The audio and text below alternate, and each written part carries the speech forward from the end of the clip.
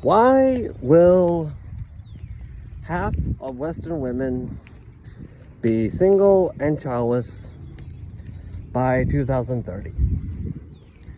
Let's talk about that, shall we?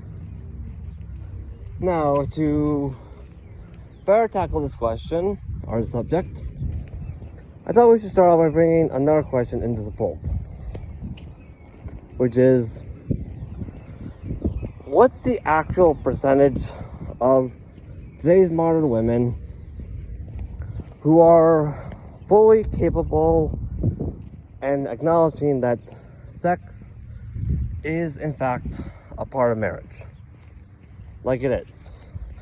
There is, in your marriage contract, there is no exceptions for when one of you is feeling sexual and the other is not. Your marriage contract gives no exceptions to that. The reason why I thought we should ask this question is because if so many Western women in droves are taking to social media or any other public document you can think of, making it perfectly clear that, hey, they're not willing to accept that, they're not, then guess what?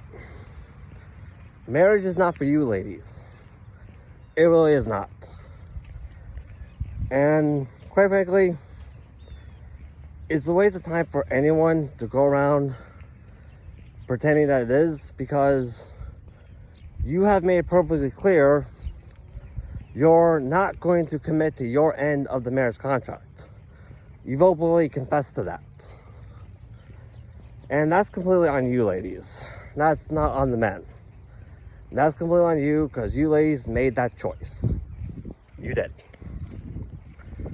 Another factor we should consider into this question is population.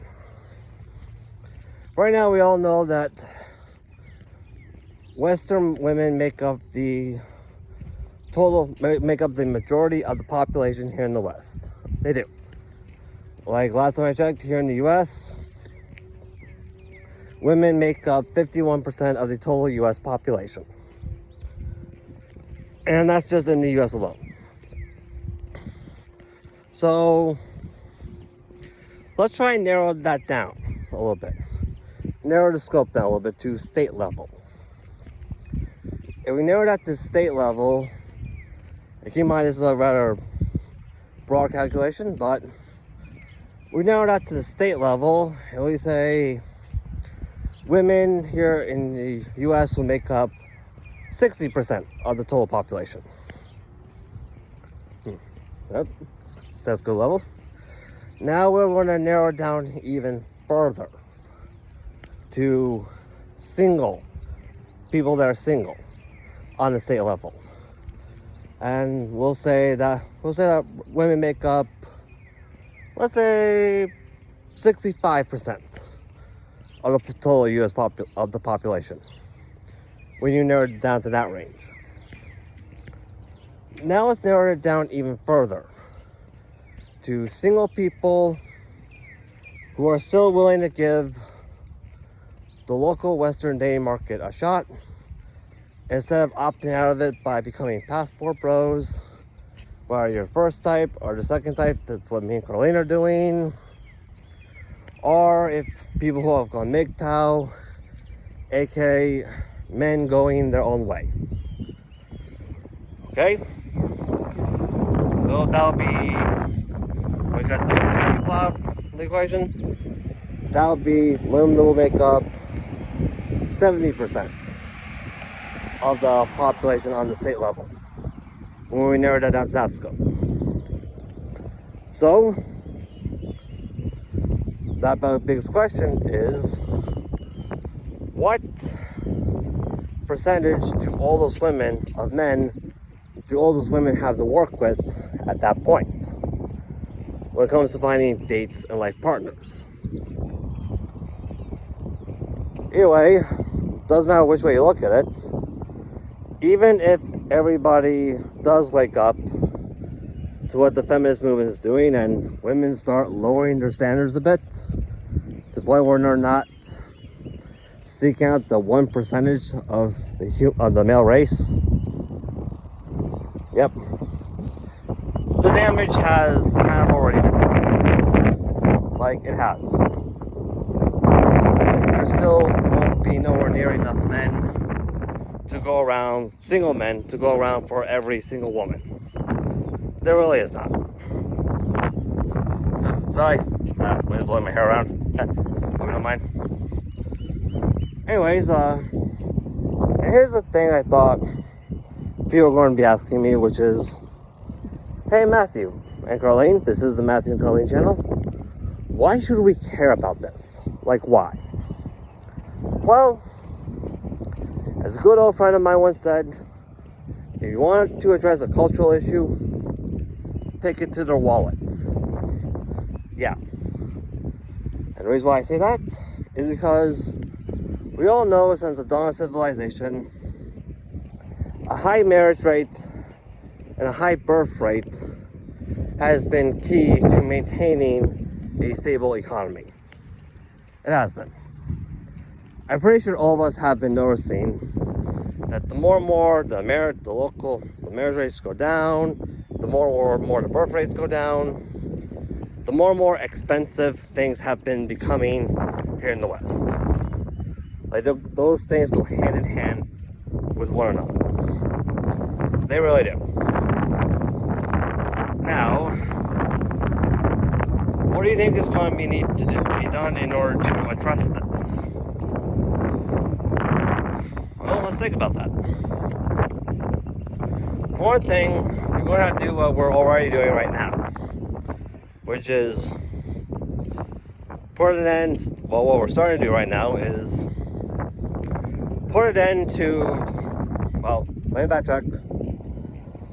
Make some serious legal reforms to marriage, like putting an end to no-fault divorces, putting an end to permanent alimony, etc., etc. Because let's face it, in order to convince men to start marrying again, you're going to have to convince them it's a good deal. You're actually going to have to. Man, it's a beautiful day here, isn't it? Take a look. This is New England for you. Best time in New England weather. The other thing is going to need to be done is that the funding that went into reinforcing those programs, just like what multiple other countries are already doing to have a low male population, is going to go into a marriage incentive program. Or as I like to call it, passport bro sponsors, or reverse alimony. Whichever one you like to go about it.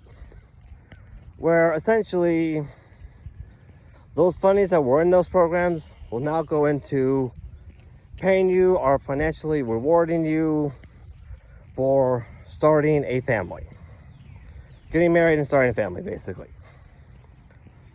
Now, the reason why I call these passport bro sponsors is because, let's face it, if so many men have taken to social media and they've been stating that, like, hey, we've had enough of women, Western women, constantly demonizing us as a result of the feminist movement, like, we just had enough, we're not willing to do it anymore. Okay, guess what? That only leaves us with one other alternative, which is getting the women from overseas to move here and marry the men. Yeah. So there is that as well. Which leads me to another thing. Now, you don't also have to do what we're already starting to do, and make mandatory paternity tests and issue divorce reform laws so that, hey, if you leave your partner, regardless of what U.S. citizen status you have, you can't hold the man financially accountable, even if you do have a kid together. Like, because let's be honest here, rewarding women for making bad choices, pretty sure that's what got us into the situation in the first place. It really has. Another thing that's going to have to be done, and I know I'm going to get a lot of backlash from women here, especially if you're a feminist for saying this, but you're also going to have to legalize polygamy.